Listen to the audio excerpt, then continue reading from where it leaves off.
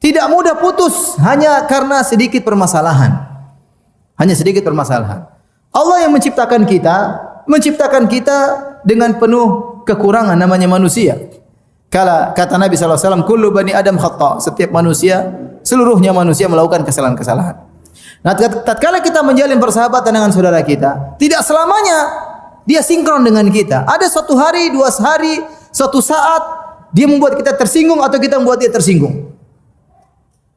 Namun namanya kalau kita mencintai karena Allah, harusnya kita bisa maafkan dia karena Allah Subhanahu wa taala. Bukan karena langsung begitu ada masalah kita ngamuk, kita tinggalkan. Berarti kita bersahabat dengan hawa nafsu, bukan karena Allah Subhanahu wa taala. Siapa bilang para sahabat tidak berselisih? Mereka berselisih. Saya ambil contoh tentang dua orang yang saling mencintai karena Allah yang luar biasa, yaitu dua sahabat Nabi SAW, yaitu Abu Bakar dan Umar. Abu Bakar dan Umar. Mereka berdua ini saling mencintai karena Allah, bersahabat karena Allah, berjuang karena Allah, berkorban, rela mati karena Allah. Apakah mereka tidak pernah bertengkar? Pernah bertengkar.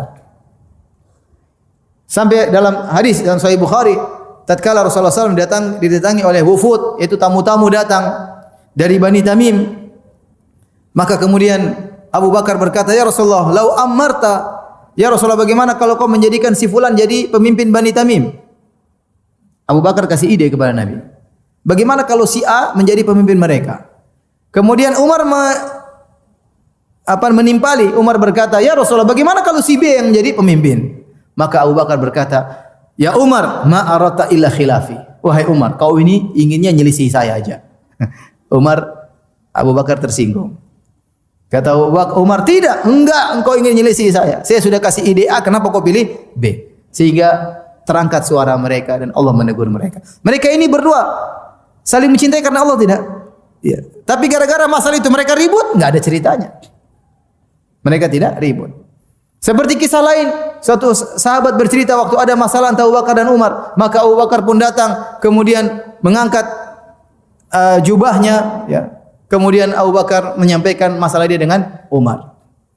Ya. Abu Bakar salah, Abu Bakar minta maaf sama Umar, tapi Umar tidak maafkan. Akhirnya Abu Bakar mengadu kepada Nabi, "Ya Rasulullah, Umar tidak maafkan saya. Saya tadi keduluan ngomong dan dia tersinggung, dia tidak maafkan saya." Maka Nabi mengatakan, "Ghafarallahu laka ya Abu Bakar." Allah akan mengampuni engkau. Nabi mengatakan, meskipun Umar tidak mengampuni engkau, Allah pasti mengampuni engkau, wahai siapa? Abu Bakar. Kemudian Umar datang belakangan, dia menyesal tidak memaafkan siapa? Abu Bakar. Itu sahabat. Kita mungkin marah sehari dua hari, setelah itu kita mikir, ya Allah itu kawan saya. Bagaimana dulu dia bantu saya. Dulu saya pernah enggak punya duit, yang bantu saya. Dulu waktu saya kurus dia gemukkan saya. Kita mikir masa lalu yang indah. Masa cuma hilang gara-gara sehari dua hari, gara-gara ketersinggungan.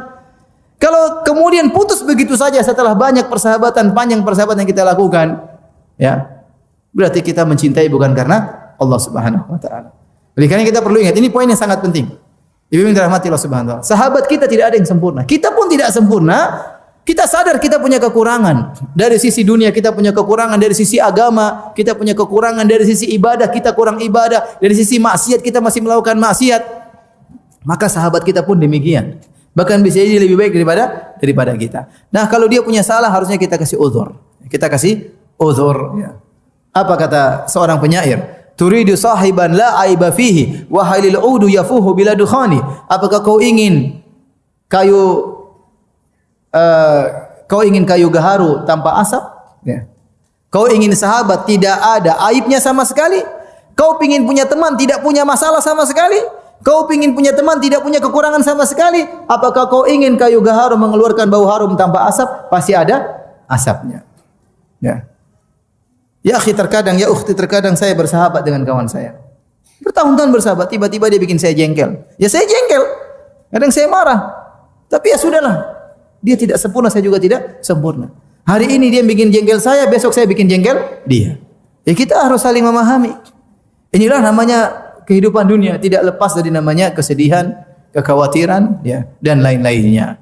Maka kalau kita bersahabat karena Allah Subhanahu wa taala, harusnya perkara-perkara yang ringan seperti ini atau masalah-masalah tidak menjadikan kemudian kita berpisah. Ini saya ingatkan sering terjadi kepada ibu-ibu. Ibu-ibu bikin grup, akhirnya grupnya hancur. Akhirnya perang-perangan. Serang-serangan di grup WhatsApp, ya. Ini sering terjadi, ibu-ibu. Kenapa? Ibu tuh baper. Banyak yang baper. Ya. Bawa perasaan. Kalau sudah baper, curcol ke sana sini. Ngomong curcol itu apa? Saya juga nggak paham. Col itu apa, col? Hah? Cur kan curhatan ya. Kalau col, maksudnya? Saya nggak tahu. Saya tahu curhat ya. Tapi curcol itu saya nggak tahu. Tapi sering dengar curcol. Bahasa milenial. Ibu-ibu aluminium. Ya. Sebagian ibu-ibu sudah besi tua ya. Baik. Hadirin dan hadirat Allah Subhanahu wa taala ya. Jadi ingat, tidak ada sahabat yang sempurna. Tidak ada sahabat yang sempurna. Kemudian di antara ciri-ciri bersahabat karena Allah, kita tidak pernah melupakan kebaikan seseorang. Kita dahulu mungkin waktu masih susah kita punya kawan-kawan. Setelah kita mungkin pindah tempat atau kita sudah kaya, kita punya kawan-kawan yang baru yang mungkin selevel dengan kita. Jangan sampai kita lupakan teman-teman kita yang dahulu. Ya. Kita dulu pernah menjalin cinta kepada dia karena Allah Subhanahu wa taala. Jangan kita putuskan karena ini argo pahala. Argo pahala jalan terus. Kita ingin persahabatan kita dengan dia sampai hari kiamat kelak. Maka mungkin kita sempat terputus hubungan, suatu saat kita hubungan lagi, Masya Allah, kita muliakan dia, kita panggil dia, kita ketemu dia, seperti itu. Sebagian orang, waliyadzubillah, sudah mencapai derajat yang tinggi yang dulu dilupakan semua. Nggak ada dikontak lagi, nggak pernah diundang ke rumahnya. Kenapa? Dia sudah naik pangkat. Ya. Kemudian dia punya teman-teman yang baru, yang tidak pernah dia hubungi lagi. Teman-teman lamanya dia lupakan. Ini enggak benar. Berarti kita dahulu mencintai dia bukan karena Allah tapi karena dunia. Setelah kita mendapatkan dunia yang lebih besar, yang dunia kecil kita buang. Itu berarti kita tidak mencintai karena Allah Subhanahu wa taala.